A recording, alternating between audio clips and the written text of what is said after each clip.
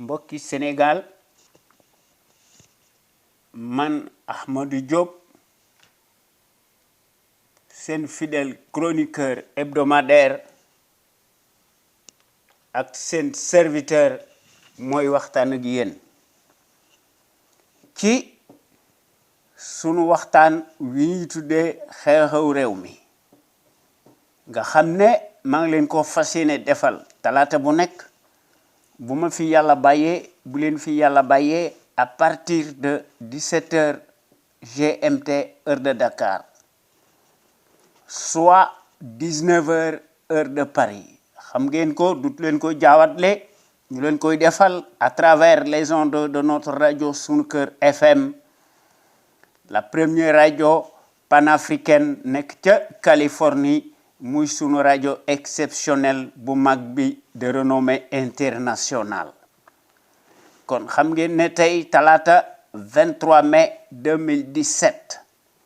sunu waxtaan wi ñuy tuddee xew-xew réew mi am na solo ndax bés bu yàlla sàkk day am solo ndax baadoolo yi nga xam ne te Macky Sall nekk seen chef ndax Macky ci campagne électorale bi da doon tëgg ay tamaam ne moom ci boppam léppam day leer transparence waaye li mu waxoon weddi na ci lépp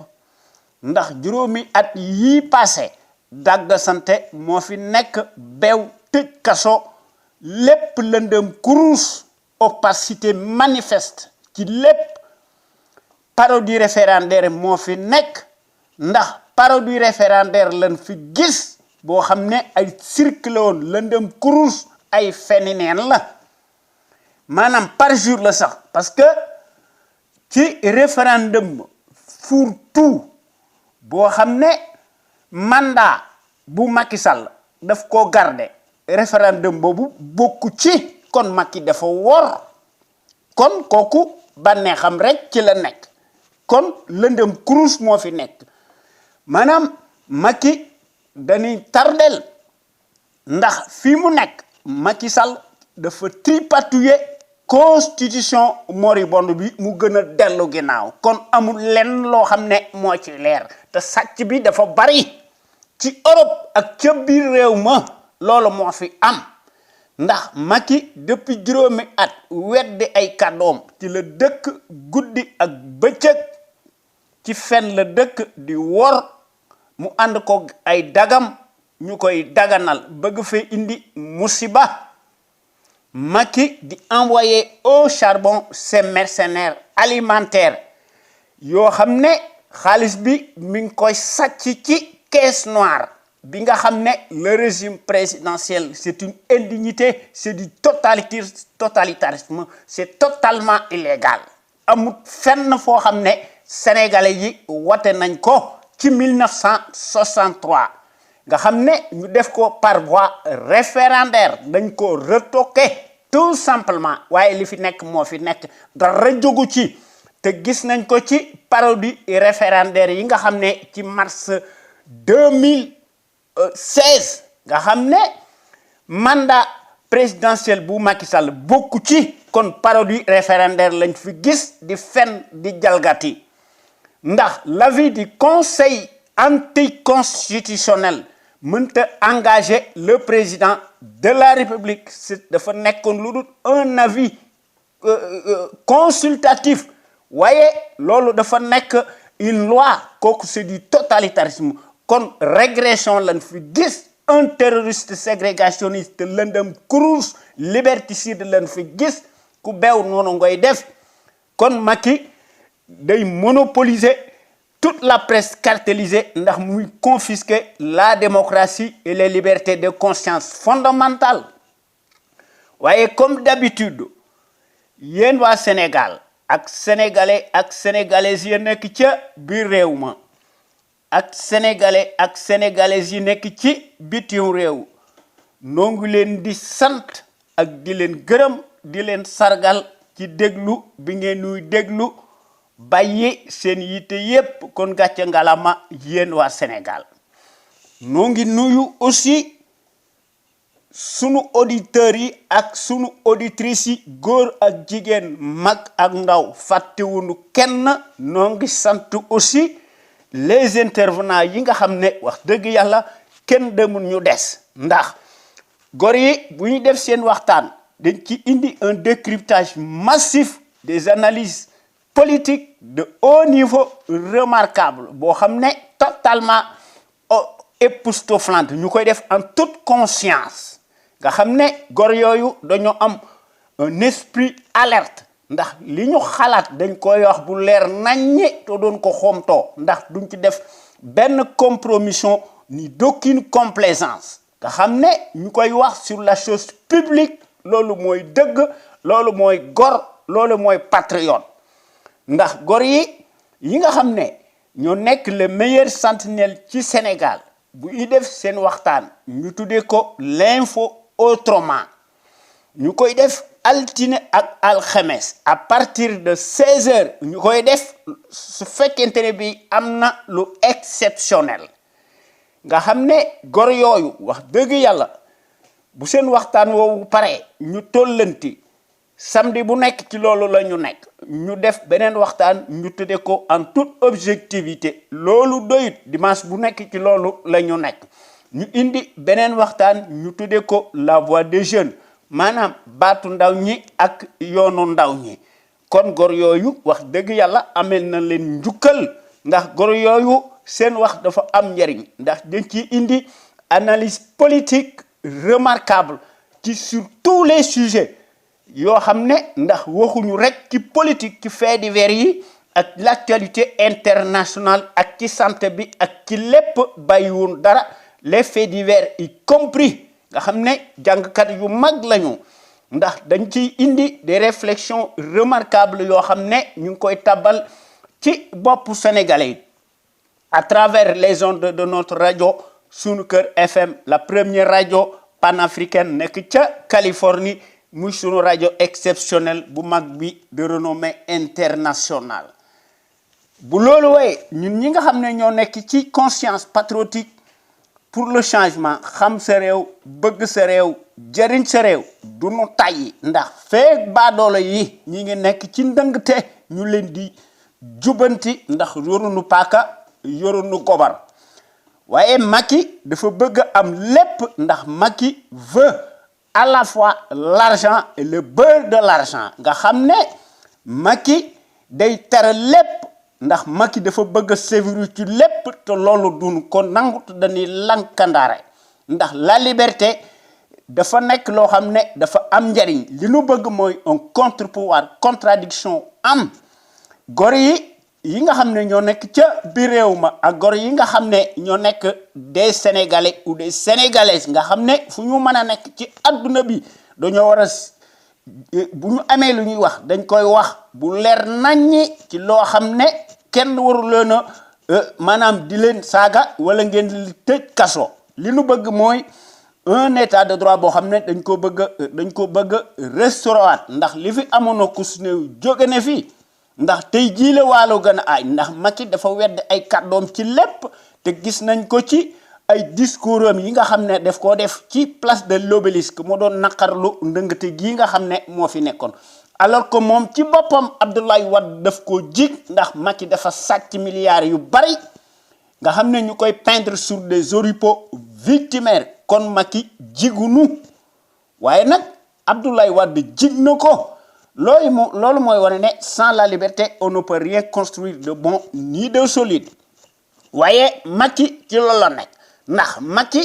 maanaam workat la maanaam lâcheté lay def ndax bis bu yàlla sàkk depuis juróomi at saa yu scrutin amee Macky da yónnee ay surgaam ndax lii nga xam ne moo fi nekk de façon concomitante et à quelques encablures des éternels cirques électoraux Macky day def loo xam ne mbirum jubadi la day cueillir à tout vent di taqal ñii di tëj ñii alors que moom ci boppam dafa bëgg a couvrir ses arriérés politiques nga xam ne dafa taq rib Macky ci loolu la nekk ndax Macky day dépoussiérer les vieux schémas décriés compatibles aux méthodes fascistes ndax Macky déterre la hache de guerre nga xam ne mu koy def avec des arrière-pensées politiques de caniveau te loolu wax dëgg yàlla bokkut ak ci suñu vision de la démocratie ñun ñi nga xam ne ñoo nekk ci conscience patriotique pour le changement xam sa réew bëgg sa réew jëriñ sa réew ndax fii mu nekk la misère galopante bii nga xam ne moo fi nekk ak le chômage endémique nga xam ne tey jii la wàllu gën aay surtout njëgu ceeb bi ak diwlin bi ak suukar si maanaam les denrées de première nécessité surtout nag les coupures intempestives récurrentes du courant électrique foo ko takk rek weesu na ko surtout nag les factures de complaisance et le manque d'eau nga xam ne ndox fu mu amut kooku day nekk une menace réelle pour la santé des populations ndax ndox mi dafa am plomb te li nga xam ne moo ci gën a doy waar la Banque mondiale et les FMI maanaam dañoo nekk des outils de domination impérialiste nga xam ne état bu Sénégal day leb xaalis bu bari ñu ci indi des taux d'exorbitant yoo xam ne ay intérêt yoo xam ne Macky yoonam nekku ci ndax li ci gën a garaaw Macky buy def les emprunts obligataires nga xam ne du jaar assemblée nationale nga xam ne xaalis bi moo xam fi mu koy dugal ndax daf koy sàcc dugal ko ci banque yi wala mu ci def campagne électorale xam ngeen ne kooku wax dëgg yàlla jubut ndax kooku bu dee wax ne plan Sénégal émergent la loolu day wax li ko neex ndax li nga xam ne moom lañ fi gis l'émergence coloniale en puissance en continu ndax ku mënta lijjanti maanaam la sempiternelle équation maanaam ci coupure ndox mi ak ci courant bi nga xam ne day couper xuy kamaj boo nee da ngay def un plan Sénégal émergent loolu ay wax la ndax ku moomut say télécommunication nga xam ne presque depuis 50 ans nga xam ne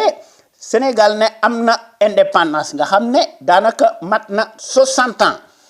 France moo jàllale ses passerelles de communication xam ngeen ne kooku indépendance amu fi ndax indépendance donc koy foqar ci pays am fayda dañuy nationaliser toutes les entreprises yi nga xam ne ñooy opérer ci seeni dëkk duñu tàggu kenn ndax mbir mi insécurité la ndax Macky Sall lu mu wax guddi lu mu wax bëccëg fu mu mën a nekk ci Sénégal su waxee ñi nga xam ne ñooy jàllale ces passerelles de communication dañuy xam li nga xam ne wax na ko te loolu wax dëgg yàlla musiba la waaye Macky yoonam nekku ci ndax Macky moo nekk le tonitruand boo xamante ni bii ne boppam rek la fi nekkal ndax Macky moo nekk le chef des esclaves des 15 pays francophones des élites larbinisées sous tutelle coloniale nga xam ne Macky tubaab yi moom la ñu taamu ndax Macky moo nekk le nègre de service le plus fidèle ndax Macky dafa masa jouer ci sur le piano américano-français nga xam ne ñoom maanaam Macky bëggut progrès ndax Macky dafa bëgg a diigal suñu réew mi ndax Macky day def corps et cause commune avec ses maîtres blancs nga xam ne dañuy plomber l'avenir ci suñu réew mi pour que suñu Sénégal gi bañ a mën a nekk un pays émergent te gis nañu li nga xam ne mooy discours Macky Sall bi ndax Macky day tagg le nazisme monétaire maanaam le franc CFA te Macky finalement il tient mordicus te mi ngi remplir bés bu yàlla sàkk ci loolu la nekk ndax Macky daf ne c'est une bonne monnaie à garder xam ngeen ne kooku bëggut suñu réew mi kooku wax dëgg yàlla nekkul un patriote ndax li nga xam ne moo fi nekk dañ koy fàttali ndax la répétition est pédagogique ndax 4 ans plus tôt bi nga xam ne fal nañu Macky Sall dafa doon yagar di dem Paris di fulminer la tête baissée devant Nicolas Sarkozy mu ne le retrait des troupes et bases militaires françaises relevait quelque peu d'un nationalisme mal placé dixit le même homme le tyran le fasciste kon Macky day def l'apologie coloniale nga xam ne Macky moo nekk l'envoyé spécial colonial en Afrique attitré et accrédité à Dakar kon Macky ci boppam rek la fi nekkal waaye Macky yoonam nekku ci ndax li nga xam ne moo koy wone mooy la singularité du paysage de l'échiquier politique du Sénégal nga xam ne bu yàlla sàkk day offenser en permanence tous les citoyens nga xam ne bu dul woon ak citoyen yi doo nekk dara dégg nga bew di leen saaga finalement maanaam population yi finalement bu ñu falee seeni président minable ba pare ñooy nekk seeni jaam ñooy nekk seeni surga alors que la constitution du Sénégal dans son article 2 def ne le principe d'un gouvernement du peuple par le peuple et pour le peuple kon loolu contradiction la loolu moo la ne finalement ay platitudes manifestes moom lañ fi gis di wane ne ay intellectuels lañu te c'est des incultes tout simplement ndax ñoom ci tartufferie ci la ñu nekk ndax bu yàlla sàkk seeni promotion sociale indi ci lay jafandu te gis nañ ko ci seeni immoralité de bas étage nga xam ne ki ñuy saaga tey soo ëllëgee su faloo moom la ñu àndal ndax dañuy changer leur monture leur trajectoire en fonction des rétributions financières selon la météo du moment te loolu moo fi nekk depuis juróomi at ndax li nga xam ne moom lañ fi gis mooy la horde cartélisée des chiffonniers nga xam ne ci loolu la ñu nekk ndax depuis juróomi at un magistère bancal aux histoires caramoufleuses nga xam ne les nominations hystériques taillées sur mesure se calibrent à longueur de journée et à l'aune d'une sarabande familiale mafieuse fétichiste ethnique ségrégationniste à la Macky Sallienne nga xam ne Macky ci loolu la nekk ci leneen ndax Macky moo nekk l'éternel talon d'Achille contre la démocratie ndax Macky boppam rek la fi nekkal te loolu wax dëgg yàlla il faut que ñu indiwaat ñu restaurer waat fi un état de droit boo xam ne day civilisé ndax loolu dafa nekk liggéey bu rëy te dafa am njëriñ ndax il faut que ñu indiwaat fi l'éthique ak l'équité boo xam ne ñooy war a nekk de rigueur ñu jafandiko ci sunu socle fondamental nga xam ne ñu takku nekk benn def ko ci suñu valeur essentielle ak ci suñu civilisation waaye ñun ñi nga xam ne ñoo nekk ci conscience patriotique pour le changement xam sa réew bëgg sa réew jëriñ sa réew dégg nañu li nga xam ne Macky Sall ci la nekke woon ci élection yi nga xam ne ay parodie la woon ci 2012 ndax Macky da doon wax ne bu ñu ko falee président de la République day appliquer systématiquement sans condition les conclusions des assises nationales waaye gis nañu li nga xam ne moo ci nekk te gis nañ ko ci scénario bi ndax Macky daf doon wax ne day seet li nga xam ne moo baax ci moom mu def ko te gisuñ ci dara loolu mooy fen di dajale te gis nañ ko ci parodie référendaire bi nga xamante ne bi ne moo fi amoon ci mars 2016 li ci gën a doy waat non seulement Macky Sall dafa waxoon ne day wàññi mandat présidentiel de 7 à 5 ans waaye maanaam référendum fuurtu fen maanaam référendum bi boolewuñ ci son mandat kon Macky dafa garder son mandat de 7 ans kon dafa fen kooku day jàllar bi carte ki te gis nañ ko ci son impunité te gis nañ ko ci l'article 80 bidon yi nga xam ne ñoo ngi ko gis lu dul dans les pays africains tenus d'une main de fer par des despotes workat te Macky Sall nekk ci en première loge xam ngeen ne kooku wax dëgg yàlla du kilifa ndax Macky amul stature d'un chef d'État encore moins un président de la République c'est un chef de clan notoire ethnique d'un régime ségrégationniste d'apartheid ndax Macky ci loolu la nekk loolu moo tax ñun ñi nga xam ne ñoo nekk ci conscience patriotique pour le changement xam sa réew bëgg sa réew jëriñ sa réew ñu gën ñoo xam ci CPC noo ngi lànk kandaare di dingat maanaam bu baax la gestion calamiteuse népotique et gabégique du Sénégal par un parti politique une coalition de partis et une famille te noo ngi lànk aussi du dingat bu baax sénégalais yépp dégg ko ndax ñu mën a jàllale suñu discours ndax noo ngi dingat l'accaparement des ressources du Sénégal par une seule famille paresseuse piccatique et son clan mafieux Macky jox leen des postes de haute stratégie xam ngeen ne loolu mbirum corporatisme la sans éthique ni équité Macky jox leen ko dans les structures de l'État de haut niveau te seeni serveur mënu ko justifier et même bu ko justifier ndax mënee su fee nekk comme si les sénégalais mënuñoo jàng te loolu moo fi am depuis juróomi at ndax Macky dafa nommé un village entier te kooku indignité la te kooku c'est un régime ségrégationniste d'apartheid la loolu kenn mënu ko weddi ndax képp koo xam ne yaa ngi wax ne Macky Sall defut un régime ethnique kooku loolu li muy signifié su fekkente ne bii ne Macky Sall defu ko kon tyrannie dictature mësta am ci àdduna bi kon le régime hitlérien mësta exister voilà la vérité loolu moo tax yéen gor yi ñoo ngi leen di ñaan ngeen di ñëw di fraterniser ci conscience patriotique pour le changement xam sa réew bëgg sa réew jëriñ sa réew ndax suñu Sénégal gi moo ci gagné keneen du ci gagné ndax bu ñu bëggee changer mën nañ ko kon il faut que ñu changer ndax ñu mën fee indi des progrès immenses ndax ensemble tout est possible ressources humaines yi ñi ngi fi Pastef moo fi manqué ànd nekk benn ndax bu ñu fexee ba nga xam ne ñi bëgg suñu réew mi moo ëpp fuuf ñu koy wor yaakaar nañ ne suñu Sénégal gi dana jëm ci kanam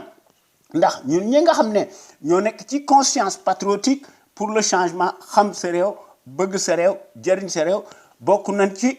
porte drapeau étendard yi nga xam ne dañoo bëgg ñu fexe ba nga xam ne suñu réew mi topp ci tànk yi nga xam ne ci la grande nation émergente yi nekkee ndax depuis juróomi at dëkk ba ku foo wax dëgg Macky Sall tëj la ci kaso bi ndax les politicards véreux dañuy sukkal Macky Sall di ko raamal di ko tarbiyu te kooku ñu sukkal di ko raamal sàcckat bu mag la te gis ngeen li nga xam ne muy li nga xam ne moom la le journal allemand indi ci digg penc mi mu ne Macky Sall dafa am 275 millions de dollars te loolu Macky na ci wax ndax Macky moo doon menacé Tchad kon na menacé mu indi ci ay preuves contre le journal allemand te yaakaar nañ ne Macky du piper un seul mot parce que xam na ne li ko ciy fekk ndax Macky mooy bu ndaandaat waaye Macky mënta yilif pays yi nga xam ne dañoo libre ndax gore yi xam nañu ne su fi notre rajo sunu kër amutoon àdduna tukki ndax Macky baadoola la loolu moo tax wax dëgg yàlla yéen gor yi nanu fexe ba nga xam ne sunu Sénégal gi moom boppam sunu Sénégal gi mën a retrouver sa dignité et sa plénitude ak son rayonnement boo xam ne moo koy bâtir sur des bases voulues kon fu ngeen mën a nekk yéen gor yi ñoo ngi leen di ñaan ngeen di déglu gor yi wala ngeen di participer ci émission yi nga xam ne Sentinelle sénégalais yi ñoo koy def ngeen ci tàbbal suñu seeni kàddu ndax notre rajo sunu kër wax dëgg yàlla moo nekk la première rajo panafricaine nekk ca Californie moo nekk la plus populaire bi nga xam ne moo nekk l'éternelle cheville ouvrière des sentinelles sénégalaises aux vérités implacables, aux bras d'acier inachetables et qui font constamment preuve d'analyse pertinente sans complaisance, ne souffrant d'aucune ambiguïté sur la chose publique au Sénégal. ndax xam nañu ne wax dëgg yàlla bés bu yàlla sàkk l'actualité politique bi day abondante ndax day dévorante ba nga xam ne doo xam fan ngay commencer ak fan ngay teeral te loolu wax dëgg yàlla musiba la kon wax dëgg yàlla il faut que nu nekk benn nu unir rassembler autant de patriotes sénégalais autour de Neyel commun pour ce faire nag il faut que ñu indi ci une détermination indi ci le patriotisme le civisme intelligence bu mat sëkk ku nekk indi ci say ténacité ñu indi ci la démocratie participative li nga xam ne mënta ñàkk nga xam ne mooy la clé de voûte muy la volonté politique ndax chaque sénégalais bu ci tàbbalee ay kàddoom yaakaar nañ ne sunu Sénégal gi dana mas a nekk le phare de la démocratie plein développement économique politique militaire financier sunu Sénégal gi aar ay marchandisam ndax mu mën a assurer sa sécurité de ses frontières ndax ku lay dimbali day ëmb sa sànqal te loolu gis nañ ko ci Mali li nga xam ne mënta ñàkk te bu nu ko defut dañuy gën a dellu ginnaaw te loolu dafa nekk un combat légitime maa ngi koy baamtuwaat ci la dëkk te moom lay marteler te moom lay wax bés bu yàlla sàkk il faut que nous réformer impérativement le régime présidentiel totalitaire ñu remplacer ko par un régime parlementaire ndax Senghor moo jalgati carte gi indi fi un régime présidentiel boo xam ne affaire monarchie la ba naga ni loolu moo fi am te loolu wax dëgg yàlla dañ ko fay war a jëlee maanaam defuñu ci référendum Senghor dafa addu kalpe mu fexe ba jënd ay député ci kër Lamine Gaye ñu wax ci dégg nga ñu def seeni banditisme ci kër Lamine Gueye nga xam ne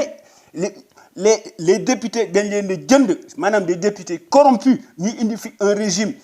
présidentiel boo xam ne tàgguñu kenn nga xam ne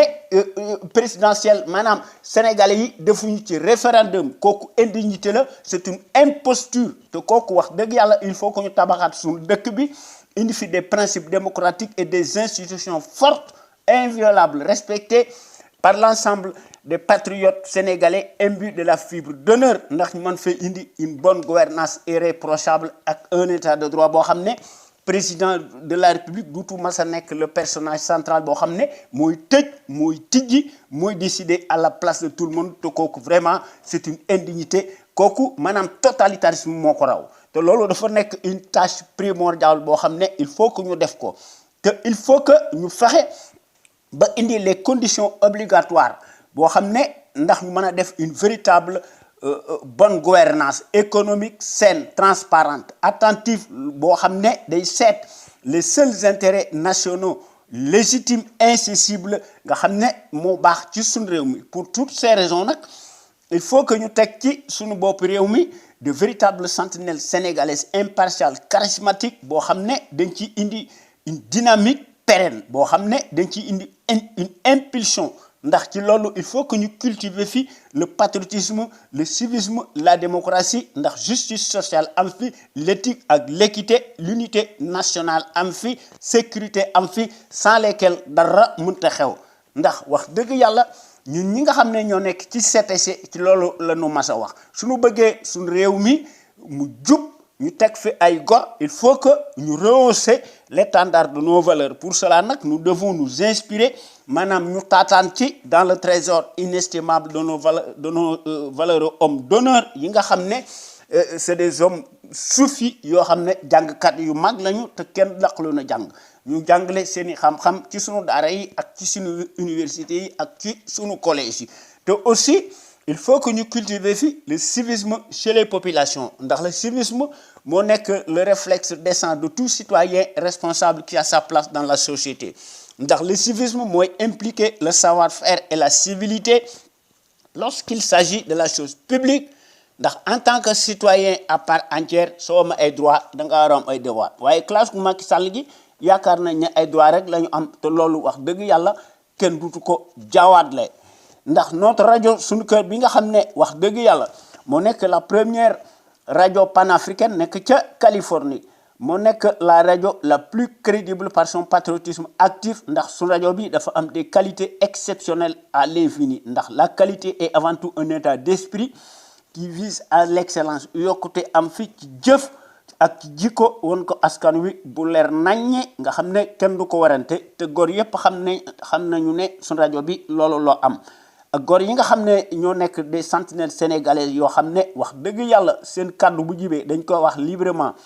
en toute indépendance et en toute conscience sur des bases voulues ndax ñooy mottali par leur esprit alerte la bassesse et la médiocrité d'une certaine classe politicarde plutocrate multimilliardaire des raccourcis politiques ndax les sentinelles sénégalaises yi nga xam ne ñooy wax à travers les ondes de notre radio sunuker.com ñoom ñëpp dañoo am une logique crédible patriotique nationaliste yoo xam ne wax dëgg yàlla ñu ngi koy distiller dans les consciences sénégalaises pour que sunu Sénégal gi aille de l'avant ndax sunu Sénégal gi mën a topp ci tànk yi nga xam ne ci la grande nation émergente yi nekkee nga xam ne ku leen tooñ ñu digale ko yow ba mu saf sàpp ndax notre rajo sunu kër FM bi nga xam ne moo nekk la première radio panafricaine nekk ca Californie moo nekk le rempart de la démocratie réelle qui porte par excellence la marque du support médiatique sénégalais le plus libre pour son indépendance plausible par rapport à un exécutif corrompu, juge et parti, impulsif et qui dicte sa propre loi arbitraire au nom de la tyrannie pour faire taire toute voix discordante des opinions libres. ndax sentinelles sénégalaises yi nga xam ne ñoo nekk fi ñu nekk ñooy wax ci kaw et publiquement ce que les minables politicards pensent tout bas par leur insuffisance criarde ndax yaakaar nañ ne ku ci critiquer Macky Sall dutu la sadax alors que les politicards là dañuy tàllal seeni këll di yalwaan di sukkal Macky Sall di ko tarbiwu alors que kooku ñuy sukkal di ko raamal sàcckat bu mag la te loolu kenn dutu ko werante ndax gor yi nga xam ne ñooy wax à travers les ondes de notre rajo Sunu Kër FM la première radio panafricaine nekk ca Californie gor yi ci wax nekk ñu fi rek di critiquer wala di sànni ay xeer ndax bés bu yàlla sàkk wax dëgg yàlla dañuy proposer des solutions pérennes et durables concrètes ndax ñu mën fee créer un véritable Sénégal émergent totalement opposé à celui des menteries inflationnistes fascistes ndax sentinelle sénégalaise yi nga xam ne ñoo nekk fi ñu nekk amu ci kenn koo xam ne ci ñoom am nga benn complexe pour wax li nga xam ne moom nga xalaat ndax li ñuy xalaat dañ koy wax bu leer naññi nga xam ne ñoom ñëpp dañoo am un savoir-faire un savoir-être un savoir productif actif yoo xam ne kenn du ko werante kon tey nañu wax ci menn mbir ndax bés bu yàlla sàkk dañoo war a wax ci ay mbir ndax adduna am réew ñaari mbir moo fa nekk yokkute wala nga dellu ginnaaw maanaam Sénégal waruñoo def golo di bay baabu di dunde Sénégal dañoo war a seet li nga xam ne moom la pays yi nga xam ne dañoo jëm ci kanam ñu koy def ñu roy ci ñoom bu fekkente ne bii ne loolu baax la kon tey nañu wax ci la loi de la moralisation de la vie publique est-elle donc possible chez nous au Sénégal est-ce que kon maanaam il faut que ñu appliquer enfin la loi de la moralisation de la vie publique au Sénégal ndax France moom la ñuy def ndax France dañ koy def pour ñu interdire les emplois familiaux et le cumul des mandats waaye suñu dëkk bi tey jii la wàllu gën a aay ndax Macky Sall moo jël coupe bi ci koo xam ne da nga doon wax ne la rupture l'efficience la sobriété moo nëy te kooku wax dëgg yàlla sàcckat bu mag la ndax Macky ci avril 2012 Macky dafa déclarer hystériquement au rabais mu am un patrimoine gigantesque de 9 milliards de francs CFA waaye Macky daf ko wàññi ndax li nga xam ne mooy xaw ci l'info autrement Ndiawar Diop dans l'info autrement dafa rapporter hier les bonnes feuilles d'un journal allemand bien renseigné selon lesquels Macky fait partie désormais des présidents de la République les plus riches de la planète entière ndax Macky dafa am un pactole de 275 millions de dollars kon Macky na ci wax waaye la presse de carpette silence radio te loolu duñ ci wax kon kooku indignité la loolu moo tax wax dëgg yàlla ñu war a seetaat le régime présidentiel ñu war a seetaat la constitution moribonde ndax dellu ginnaaw moo fi nekk 1963 Sénégal dafa dellu ginnaaw ba tey jii ndax constitution moribonde Macky Sall daf koy tripatouiller ñoom ñépp ñoo koy tripatouiller nga xam ne ci la dernière constitution version dernier cri article 2 dafa wax ne la devise de la République du Sénégal maanaam un peuple un but une foi waaye il est bien écrit le principe de la démocratie gouvernement du peuple par le peuple et pour le peuple mais la réalité est tout autre ndax li nga xam ne après le vote le peuple day perdre son pouvoir boo xam ne qu'il l'exerce par ses soi-disant représentants en particulier le président monarque qui nie son droit légitime ndax peuple bi day nekk le sujet du président de la République kon kooku affaire buur la c'est une indignité c'est donc une contradiction et un mensonge grossier voilà la vérité d'autre part la parodie et référendaire de mars 2016 n'était qu'une vaste escroquerie gigantesque labellisée ndax le référendum ne concerne pas l'actuel mandat de 7 ans bi nga xam ne Macky day garder son mandat de 7 ans ba 2019 kon Macky a menti sur toute la ligne autrement dit su fekkente ne bii ne le régime présidentiel loolu moo tax ma bëgg ñu jëlee ko fi du moins bokk naa ci ñi nga xam ne dañ koy dingat ndax président de la République affaire buur la ndax toute manifestation légale reconnue par la Constitution est source de troubles à l'ordre public et de déstabilisation. Donc c'est bien le président monarque qui trouble l'ordre public par son autoritarisme et sa lâcheté. Point barre, circuler, il n'a rien à voir. Ndax depuis 1963 Senghor moo fi instauré le régime présidentiel totalitaire nga xam ne quelques députés empoignés maanaam une poignée de députés corrompus dañoo réunir en catimini chez Lamine Gueye nga xam ne loolu defut l'objet d'une approbation par voie référendaire te loolu moo fi nekk ba nëgë ni ndax le statut prétendu du chef de l'État est totalement illégal même si la constitution moribonde a été retoquée plusieurs fois ndax day garder tout de même son caractère blasphématoire par définition loolu moo tax à ce prisme il est impératif de l'abroger systématiquement sans condition lorsque le rapport de force changera demain de camp en faveur de la majorité des députés du peuple par le peuple et pour le peuple ndax loolu mooy dëgg ndax ñépp xam nañu ne le président de la République dafa am des pouvoirs exorbitants qui sont totalement aux antipodes à nos réalités historiques traditionnelles ndax en ce moment les députés pourraient juridiquement voter une motion de censure contre le président de la République et le destituer par la haute cour de justice pour haute trahison te loolu la Macky Sall def te loolu kenn mënu ko weddi te loolu c'est bien possible ndax dafa am des dispositions yoo xam ne qui existent bel et bien pour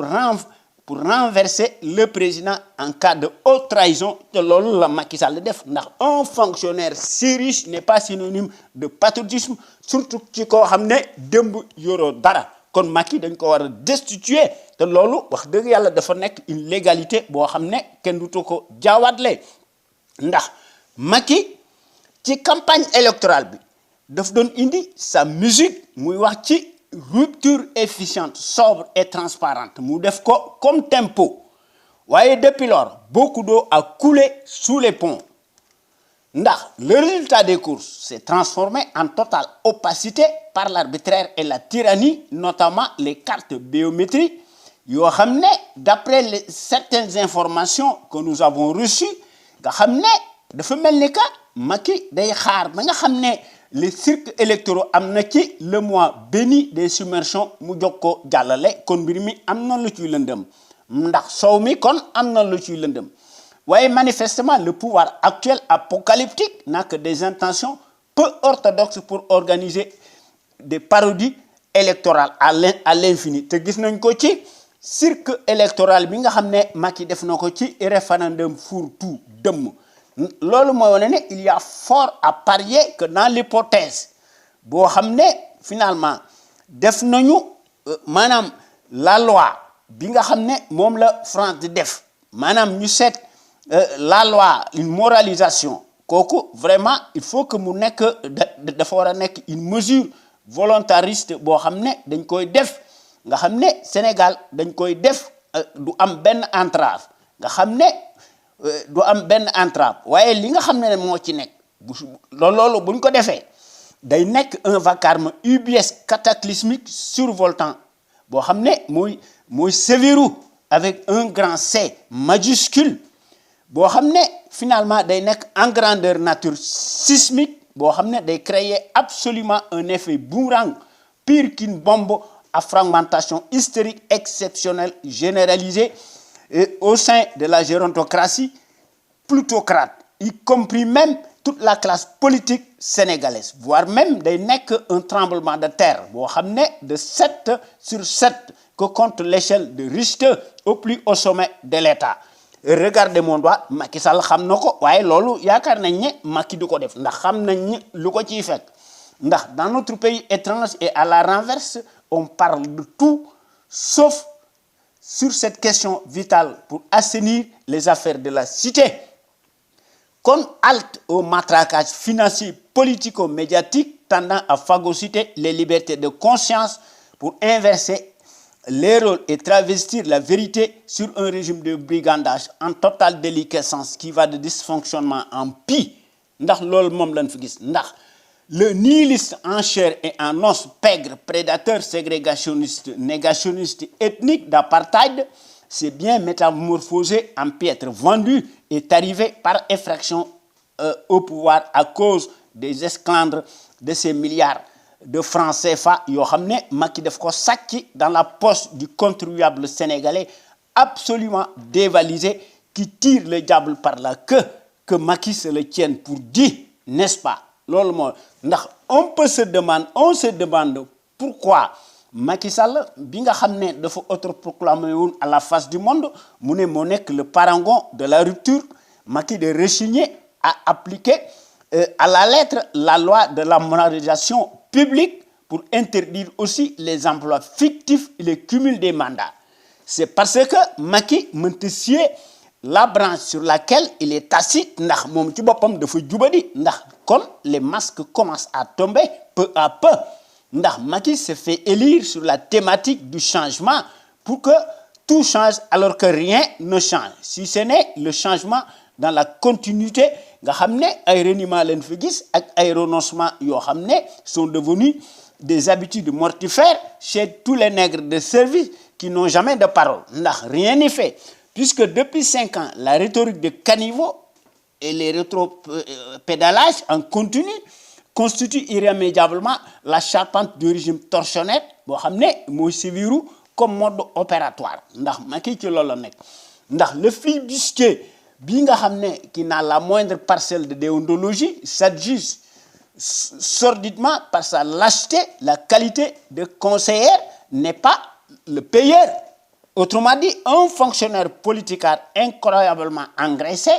Madame Macky Abdoulaye Wade dafa japp ci loxom womat ko Macky est donc si bien gloutonné kon Macky defut Madame patriotisme kon Macky dafa nek un agitateur faussaire dans l'âme ndax Macky dafa nek si riche par le miracle des postes de nomination tan sa bu la neex waye Macky day érigé wu piteusement donneur de leçons mon œil un menteur professionnel par ses escapades renversantes et ses compilations de fadaises kon Macky est disqualifié politiquement moralement et juridiquement ndax li nga xamné mo fi nek manam France ñom li tax ñu def la moralisation de la vie publique l'affaire Fillon mo len inspiré et pour cause ndax ñom France dañu bëgg interdire purement et simplement les emplois familiaux par une loi de la moralisation publique alors que chez nous l'homme de la prétendue rupture ne l'entend nullement de cette oreille ndax Macky dafa mettre toute sa famille immédiate son clan au cœur de la République des chiffonniers dont le nombre dépasse de très loin un village entier ndax cette loi salutaire est-elle donc applicable chez nous ndax Macky moo nekk le parrain incorrigible de la démocratie familiale kon à cet effet une solution imparable existe maanaam buñ ko jox une majorité présidentielle parlementaire à l'Assemblée nationale ndax rien n'est supérieur aux intérêts nationaux incessibles légitimes ndax ensemble tout est possible ndax quand nous voulons nous pouvons c'est une question volontariste ndax pourtant Macky manam mo nek le changeant bo xamné da doon marteler ndax Macky da doon wax né du mêler mukk sa famille dans la gestion de l'État. Qu'en est-il aujourd'hui kon fenn lolu moy woné né en vérité Macky a menti plus d'une fois sur toute la ligne. Voyez, lolu da fay jall comme une lettre à la poste. Ndax dans ces conditions, peut-on parler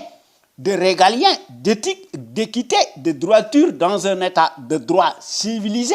avec à sa tête un homme bo xamné défaut rigueur ndax Macky nekout exemplaire ndax Macky est partial ndax il n'est pas impartial ndax Macky ci lolo nek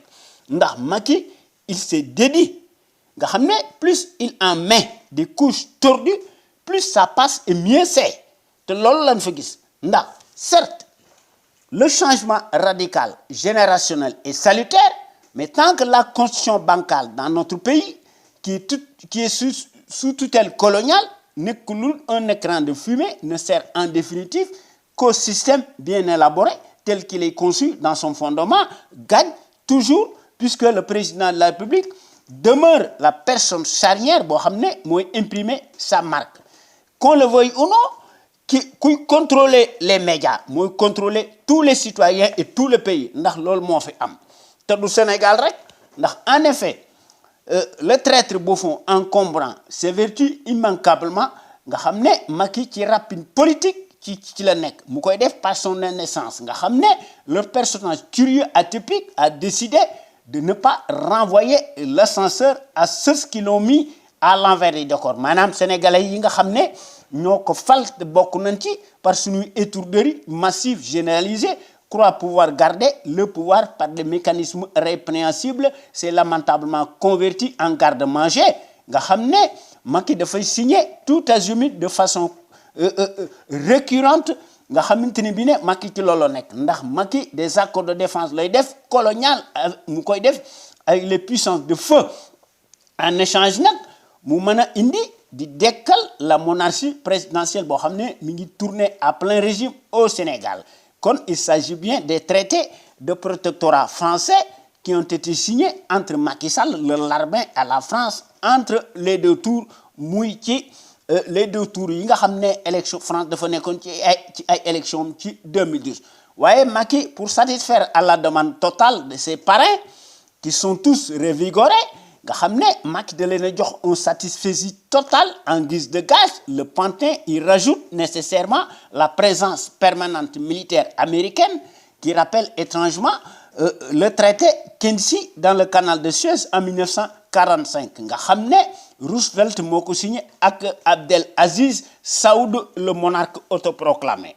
kon Macky moo nekk le maître exceptionnel de reniement nga xam ne nous a tourné le dos ndax Macky moo nekk le parti le chef de clan le parti politique le plus médiocre de tous les échiquiers politiques nga xam ne Macky dafa am yeneen préoccupation que mu mën a respecter sa parole ndax Macky s'inscrit dans des manquements et tromperies ubuesques ndax Macky day utiliser la caisse noire comme un talisman irréparable nga xam ne Macky day corrompre sans fin ndax Macky day abuser de la force publique par l'entregent de ses ustensiles de cuisine pour faire taire toute voix discordante des opinions libres nga xam ne Macky bés bu yàlla sàkk des charrettes d'arrestation massive ci la nekk ci loo xam ne kenn mënu ko justifier ndax Macky day élaguer di zisailler toute contradiction politique et tout contre-pouvoir indispensable dans un état supposé de droit waaye bu ñu fàtte ne c'est la première fois dans l'histoire du Sénégal que le parti APR nekk ci pouvoir bi parti boobu dafa minoritaire arithmétiquement et en termes même de représentativité de crédibilité de programme politique mal ficelé kon mbir moomu dafa nekk l'effet d'optique naturellement comme vous le savez ndax n'eût été nga xam ne les votes sénégalais et des sénégalais contre Abdoulaye Wade nga xam ne sénégalais yi dañ leen di gruger enfariner leen parce que dañoo yaakaar noonu naïvement parce qu'ils y croyaient dur comme fer ndax ñu mën a opérer un changement waaye le changeant l'irréfléchi pantin l'introverti taciturne antipatriote Macky Sall nekkut un président de la République ndax vote bi nga xam ne moom la sénégalais yi dafa nekkoon un vote protestataire et non celui d'une quelconque adhésion politique bien réfléchie c'est pour cela que ci jamono jooju ma doon proposer à chaque parti politique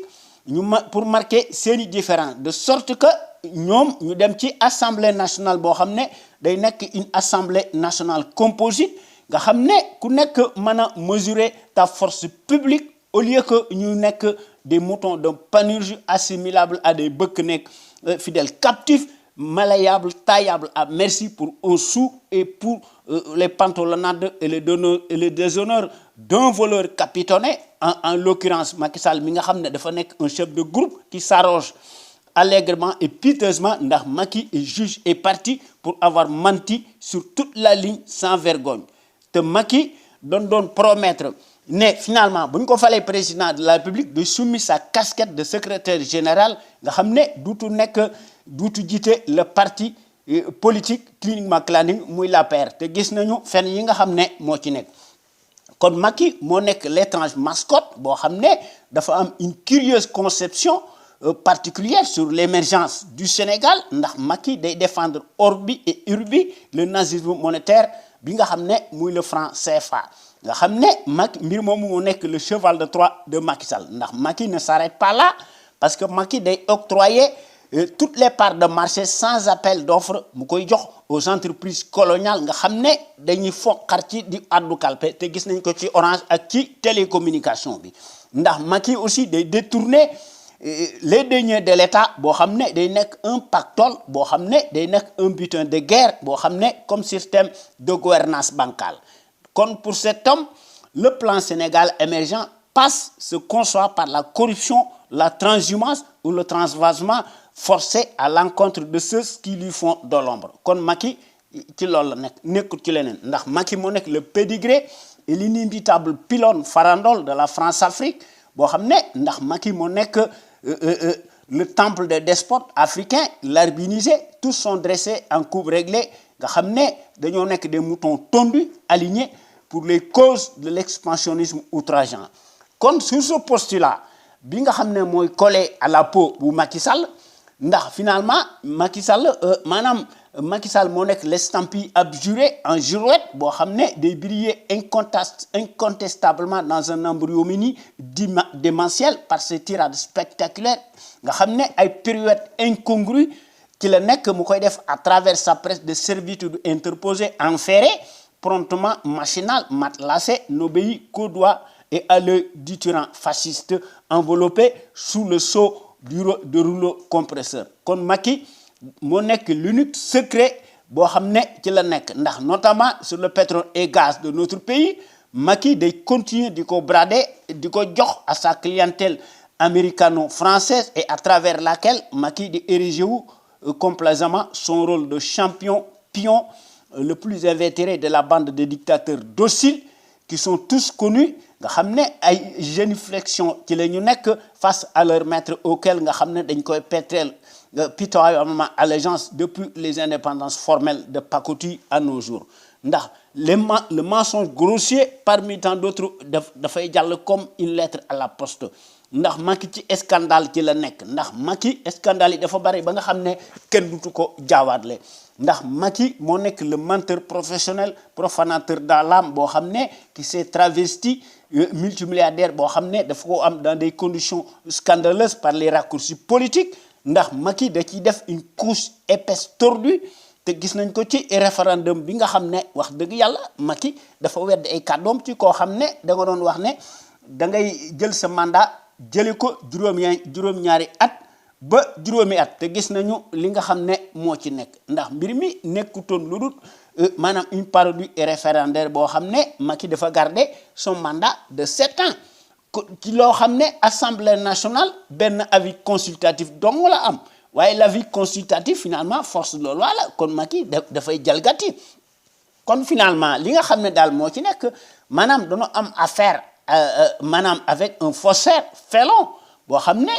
Macky ne mérite plus la qualité d'un chef d'État encore moins d'un président de la République ndax en lieu et place de la rupture nous avons une république ethnique ségrégationniste d'apartheid ndax cette question finalement bu ñu dee wax dëgg ne souffre d'aucune discussion possible ndax depuis 2012 li nga xam ne daal moom lañ fa gis te kenn mënu ko weddi placement de sa famille immédiate au cœur de l'État sénégalisé personnalisé jusqu'à Lali mu ànd ak ay mercenaires ak sa bande organisée yoo xam ne dañoo am xaalis waaye Macky day tëj yeneen citoyens yi nga xam ne dañuy wax dëgg ndax Macky da leen di cueillir de jour comme de nuit nga xam ne Macky ci loolu la nekk waaye li nga xam ne moo ci gën a garaaw Macky day def les marches de gré à gré yoo xam ne dafa multiplier wu à un rythme effréné boo xam ne finalement Macky daf koy def à huis clos muy ànd ak sa sarabande de ténors coalisés. En fait, les promesses ne suivent jamais les actions matérielles sur le terrain du crime. kon bu ñu defoon ndànk Macky Sall dana continuer ses méthodes ndax ci loolu la nekk ndax mi ngi prolongé wu bu ñu defoon ndànk dana prolongé wu ci législative 2017 su fekkente ne bii ne amuñu ci vigilance kon nañu nekk debout contre la soldatesque Waffen muy mafia Waffen SS. En conséquence, dès maintenant, sans attendre une seule minute, nous devons agir et sévir en amont et en aval pour briser les ailes démesurées de cette bande de bazar et mettre la démocratie sur les rails. Lorsque la République sera libérée demain des griffes des pirates et son chef de clan muy le symbole des régressions tout azimut muy Macky Sall. À défaut le mal ira toujours en pis. Li nga xam ne moom lañ fi gis maanaam deuxième alternance bi finalement dafa transformé wu en alternance pour les marchands d'illusions yoo xam ne indiwuñu mukk bi la yow mi diini les effets escomptés. Alors que liñ digoon defuñu ci dara ndax li nga xam ne moom lañ fi gis la misère sociale et la santé des Sénégalais sont plus que jamais menacées aujourd'hui nga xamante ne mi ni plus qu'hier malgré les emprunts obligataires cataclysmiques qui nous donnent la chair de poule par son caractère blasphématoire ndax sans répit Macky moo nekk l'expert des menteries cousues de fil blanc Macky di ñu bombarder avec des chiffres bidons yoo xam ne mi ngi ñuy tympaniser les oreilles à longueur de journée di wax ne taux de croissance ci 6% boo xam ne dafa am des effets multiplicatifs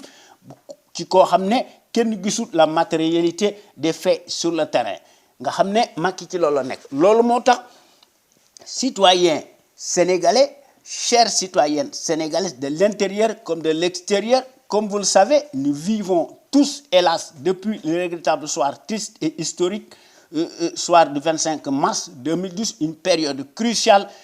qui met en péril notre existence et l'avenir de notre beau pays, le Sénégal, sont plus que jamais plombés. En politique, pour les faussaires, les programmes des candidats n'engagent que ceux qui y croient comme dur. Nga xam ne classe Macky Sall ngi ci loolu la nekk ndax depuis 2012 les libertés fondamentales de conscience, d'expression, la démocratie sont volontairement dans les vestiaires. Chacun se demande en toute conscience où l'on va aujourd'hui, comme si demain rien ne sera fait. Ndax li nga xam ne daal moom lañ fi gis la mécanique présidentielle monarchique chevaleresque ethnique ak son clan de ribambelles d'énergumènes au premier rang desquels les médias publics et privés dañoo faillir à les missions régaliennes pour n'être que les courroies ou les porte-paroles et les instruments de propagande au service du totalitarisme encombrant. Ndax non seulement ñooñu dañoo nekk sous la botte du tyran tonitruant waaye dañoo travestir en mercenaires alimentaires alignés décomplexés nga xam ne ils ne jurent que par le nom du dictateur contre-productif qui s'évertue en guichet automatique. De ce fait, les acquis yi nga xam ne et les progrès qui faisaient jadis notre fierté boo xam ne moo nekkoon le ciment fédérateur pour parler dans une certaine mesure, aujourd'hui cet idéal et le socle daal Macky daf koy remettre en question. Même les institutions moribondes et les constitutions qui sont fabriquées de toutes pièces, pensées et élaborées, taillées sur mesure, n'ont jamais reçu l'approbation des citoyens par voie référendaire nga xam ne yooyu dañuy marcher machinalement maintenant au pas du chef de l'exécutif qui agit en toute impunité. Te maa ngi koy rappeler Abdoulaye Wade ci premier tour bi ci élection présidentielle Abdoulaye Wade dafa amoon 35% contre Macky Sall mu am 26%. ndax Macky Sall moo nekk le candidat de la France ndax tey jii la wàlla gon aaj ndax Macky Sall ci loolu la mas a nekk waaye au deuxième tour le représentant des lobbies mafieux moom dafa inverser la tendance ndax Macky moo am 65% waaye ce taux massif n'appartient pas en aucun cas aux pions encapuchonnés ndax Sénégalais yi dañ koo defoon lu dul pour sanctionner Abdoulaye Wade kon il ne s'agissait tout simplement que d'un vote protestataire de sanction et non celui d'un choix politique boo xam ne nekkut une adhésion délibérée boo xam ne dañ koo defal Macky Sall ndax sénégalais yi amuñu woon choix ndax Macky def ne woon day changer ci lépp loolu moo taxoon ñu fal ko kon ba doolo noonu ngay def li nga xam ne daal moo fi nekk la dynamique en faveur du félon déclaré n'était qu'un effet optique tout simplement. En d'autres termes, les combines politiques et les marchandages souterrains tout azimut en jointure avec la démocratie partisane, médiatique, alimentaire, indigène, harnachée par la propagande de références internationales présumées faiseurs de roi dañoo fexe ba orienter les Sénégalais dans le sens voulu ndax ñu permettre la défenestration époustouflante du régime libéral incarné par Abdoulaye Wade, le pape du soppi. Et le tour était donc joué pour ñu peindre Macky Sall sous de faux postulats ndax Macky Sall moo nekk le multimilliardaire totalement obscurci. C'est pourquoi l'histoire n'a de sens là où elle se passe et au bon moment. Pour ce faire, nous avons le devoir moral de nous approprier toutes nos ressources pétrolières et gazières. Ndax mbir mi nekkul un casus belli, mais mbir mi dafa nekk une question de droit légitime. Kon bu ñu réitérer par notre faute politique la plus lourde que nous avions commise et qui continue de créer notre descente aux enfers. Kon nañu mandu ba nga xamné Macky buñ ko jox majorité présidentielle. Ndax dans les grandes démocraties, les erreurs politiques se payent cash. Waaye ici, il n'en est rien. Ndax suñu dëkk bi ku fi gëna mëna sàcc moom la ñuy gëna mëna falaat. Kon noo ngi sant góor yi nga xam ne ñooy wax à travers les ondes de notre radio Sunu Kër FM, la première radio panafricaine nekk ca Californie, muy sunu radio exceptionnelle bu mag bi de renommée internationale. Nga xam ne góor ciy wax dëgg gu wér péng la ñuy wax ndax jàngkat yu mag lañu ndax dañ ci def des analyses pertinentes de haut niveau. Kon boo gàññi maa ngi leen di jox rendez-vous taati bi ñëw bu ma fi yàlla bàyyee bu leen fi yàlla bàyyee ci sunu waxtaan wi ñuy tuddee xew-xew réew mi. Merci jërëjëf.